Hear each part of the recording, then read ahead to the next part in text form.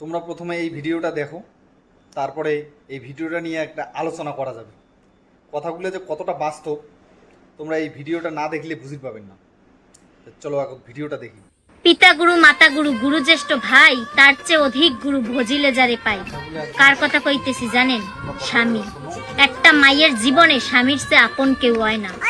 স্বামী যেরকম সারা জীবনের দায়িত্ব নেবে, এরম না কেউ নেবে না। কি আমার কথা বিশ্বাস হয় না? যদি বিশ্বাস না হয়, যেসব মাইয়া স্বামীর ঘর ত্যাগ করে গিয়ে বাপের বাড়ি যেয়ে উঠছে, তাগোদারে জিগেইন বাস্তবতা কত কঠিন। একটা মায়ের ডিভোর্সের পর বাবার বাড়ির ভাত খাওয়া এত সস্তা না। আপন মানুষগুলার কাছের তাও নানান রকম কথা শুনতে হয়। তাই কই, স্বামীর বাড়িতে যদি ডাইল ভাত খাইয়াও থাকে, তাও অনেক সম্মান। থালা বাসন একখানে থাকলে টুকটাক শব্দ হয়। শোনেন, ভুল ত্রুটি সবার ভিতরেই থাকে। দুইজনে মিলগে দুইজনের ভিতরে সমস্যা সমাধান করার চেষ্টা করবেন। কোনো সময় রাগের বশে স্বামীর বাড়ি ছাড়ার কথা চিন্তা করবেন না, কারণ স্বামীর বাড়ির ভাতের মতো অন্য কোথাও ভাত এরম সম্মানের না। একটা মাইয়ের সাথে যতদিন তার স্বামী থাকে, ততদিন সে সম্মানের সাথে বাঁচতে পারে। যখন সে স্বামীর সাথে থাকে না, তখন বোঝে বাস্তবতাটা এত সস্তা না, বাস্তবতা অনেক কঠিন। শোনেন, স্বামী যদি শাসনও করে, দিন শেষে কিন্তু স্বামী আগলাইয়ে রাখে। হয়তোবা নতুন পরিবেশে যাইয়া প্রথম প্রথম আপনার মানাই নিতে কষ্ট হবে, কিন্তু বিশ্বাস করেন, একটু ধৈর্য ধরে থাকেন, তারপর দেখবেন যে স্বামীর সংসারের মতো সুখ আর কোথাও নয়।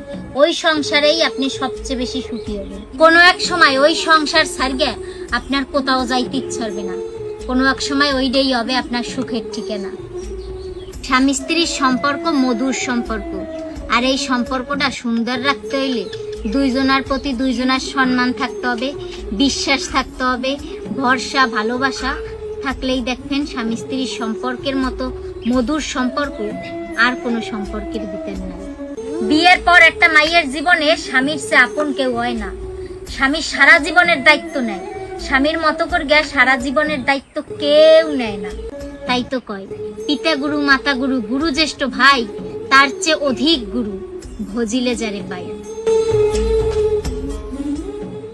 যেগুলো কথা আমরা সচরাচর মুখে বলতে পারি না, লজ্জা লাগে আমাদের, সেই সমস্ত কথা আজকে এই দিদিটি বলল, তাই আপনাদের সামনে নিয়ে আসলাম। সত্যি বাস্তবের সাথে 100তে 100 মিল। এটা কথাও সত্যি। স্বামীর ঘর হচ্ছে কি একটা নারীর শ্রেষ্ঠ ঘর। সেইখানেই তার সুখের সংসার, সুখের জীবন, নতুন জীবন শুরু হওয়ার একটা রাস্তা। পিতামাতার ঘরও ভালো, আমি বলতেছি না যে সেটা পিতামাতার ঘরটা খারাপ। ওইখানে জন্ম হয়, কিন্তু তার জীবন শুরু হয় একটা স্বামীর ঘরে। আপনাদের মতামত অবশ্যই আমাকে জানাবেন। ভিডিওটি বানার মূল উদ্দেশ্য, যেগুলো কথা আমরা মুখে বলতে পারি না, আজকে সেগুলো কথা আমি শুনতে পাইলাম, তাই আপনাদের সামনে নিয়ে আসলাম। অবশ্যই জানাবেন আপনাদের মতামত। ধন্যবাদ।